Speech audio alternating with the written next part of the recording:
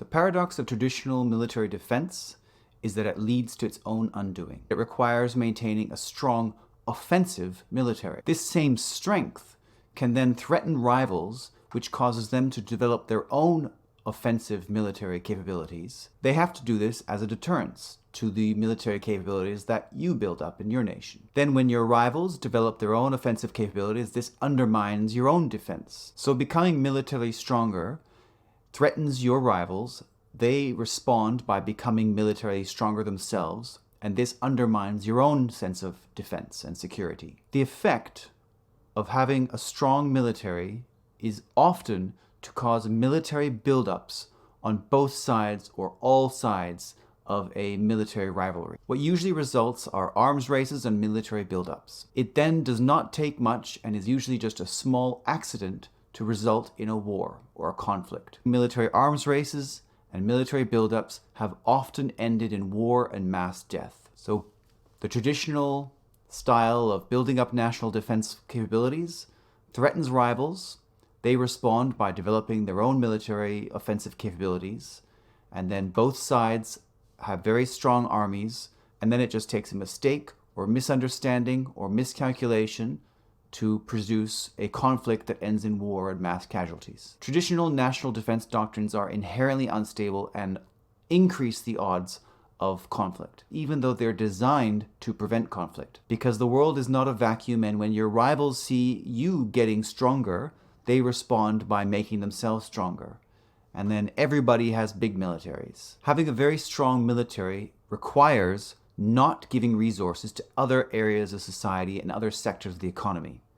So a country can have an extremely strong military, but its people will not have health care, it will have a very expensive or poor education system, its infrastructure might be crumbling. Diverting resources to the military may make the country very strong, and no other country will think of attacking it, so the country will be secure, but the well-being of its citizens will suffer in the long term. Even if war is avoided, having a large military requires constantly replacing the hardware as it becomes outdated.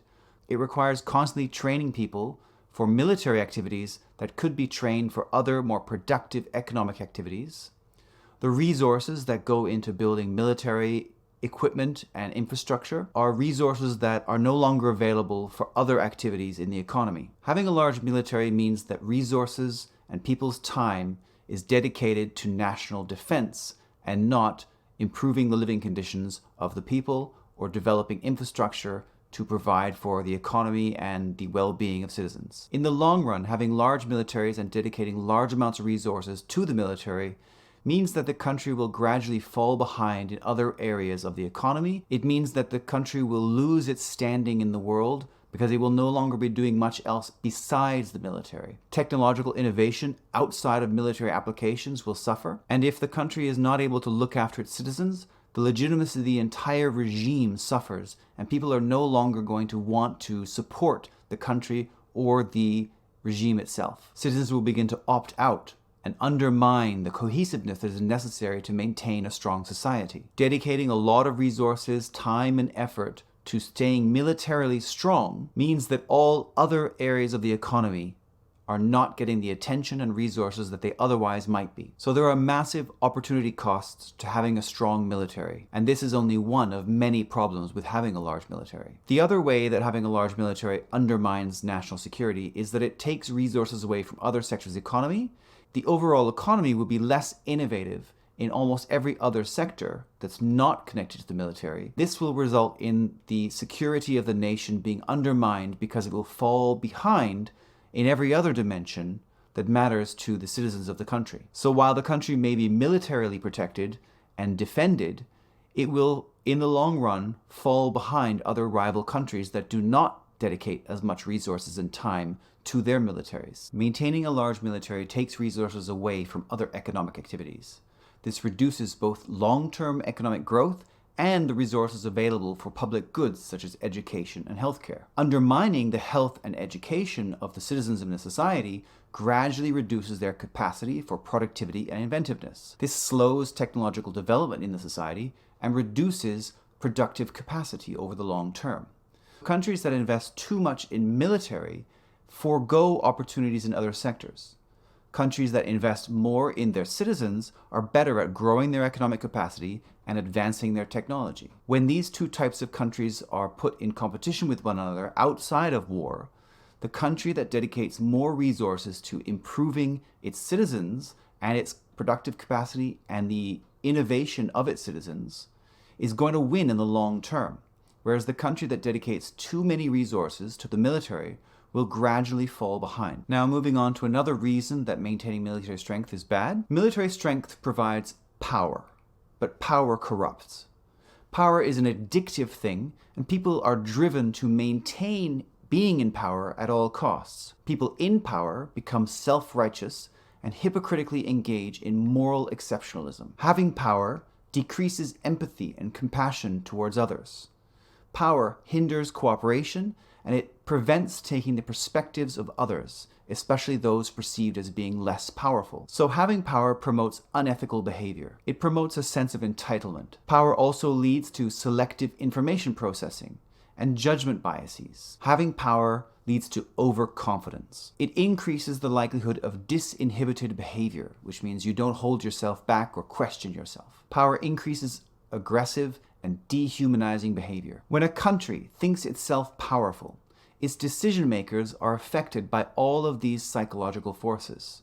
They feel powerful and they act as if they have power because their country is powerful. The longer a country is powerful, measured in generations, the more these effects become evident in each successive generation. Each generation tends to make worse quality decisions more often because they are deluded by power and they've grown up in an environment surrounded by people who are affected by this sense of power and the effects of being powerful. The leaders of powerful nations gradually become less respectful when dealing with other countries.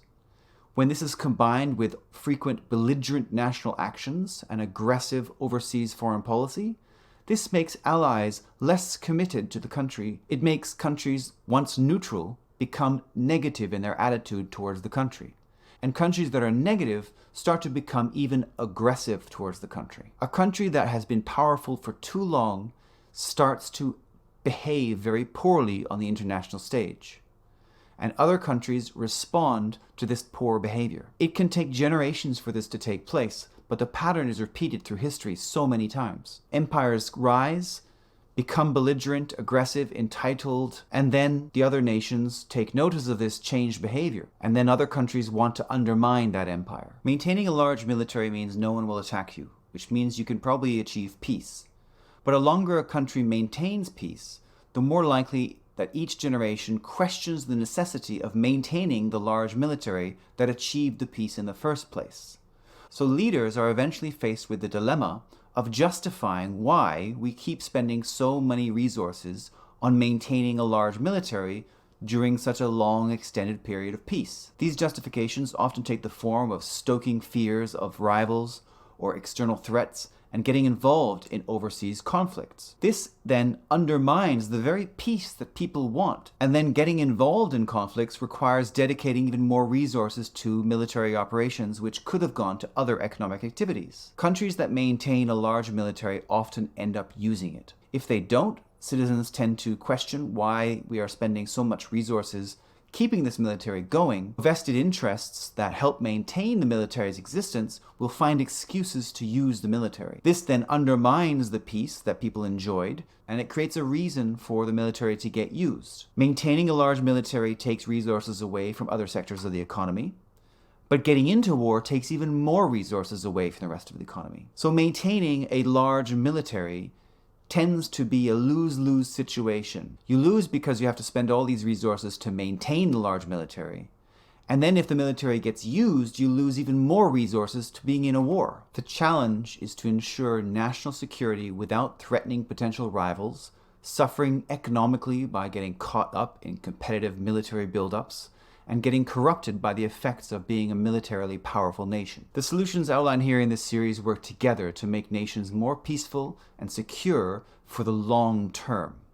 This includes requiring compulsory referendums to deploy military forces externally. It includes maintaining a small professional military that provides compulsory military training to all citizens. And since all citizens have military training and could be called upon to fight, they would be less likely to vote in a referendum for aggressive military actions because it would be their lives on the line. Since there would be no large standing army, leaders and the population would not be corrupted by feeling powerful. The country would be less likely to act belligerently and disrespectfully towards other countries.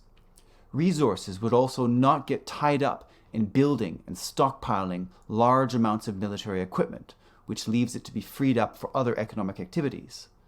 But if the nation is ever attacked, every citizen is trained and can come to its defense.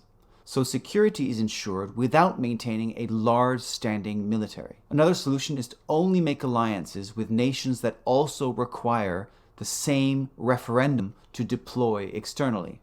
This avoids getting dragged into conflicts by more aggressive or reckless allies that don't have this check on the need for aggressive actions. An additional solution is to focus on maintaining modern military production facilities rather than maintaining stockpiles of modern military equipment. This helps to avoid military buildups and allows the country to redirect resources. Military equipment becomes obsolete very quickly and needs to be replaced every few decades. These solutions will work together to help nations thrive securely while avoiding the waste and corruption that comes with becoming a powerful military nation and antagonizing potential rivals. It's a conception of national defense that takes people's needs into account, and most people just want to live their lives, and that's true in every country, and we have to recognize that.